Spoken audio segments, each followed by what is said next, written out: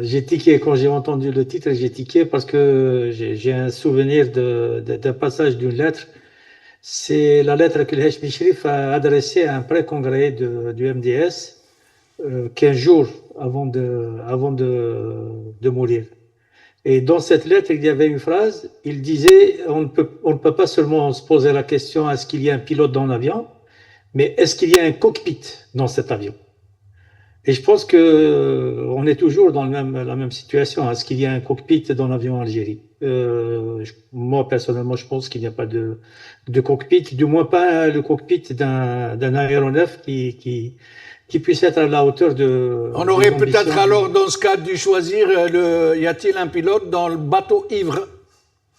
Oui, bon, c'est un petit peu complexe parce que on est dans une réalité double. Je dirais pas schizophrène parce qu'on est en opposition, en séparation.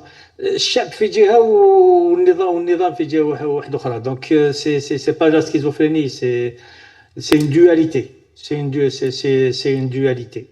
Mais à mon avis, l'épisode que vous citez, donc l'épisode du déplacement vers Betna, il tient de la nature du système, il tient de sa logique de fonctionnement. La Constitution, c'est un habillage. C'est pas un référentiel, c'est pas le cadre lui-même. La Constitution, c'est une légitimation du système. Donc, la respecter ou ne pas la respecter, on a bien vu comment ils l'ont révisé. Donc, ça tient plus de règlement intérieur d'une association que d'une constitution. Euh, pas plus que ça. Et ce qui explique leur comportement, et même ça rejoint ce qu'on va discuter par la suite sur l'Iran, je pense que c'est la nature du système. C'est un état néo-patrimonial. Ce qui veut dire que الظاهر تاعو مؤسساتي, il a une apparence institutionnelle, mais il a un fonctionnement qui est patrimonial. Le bled chihom, donc Du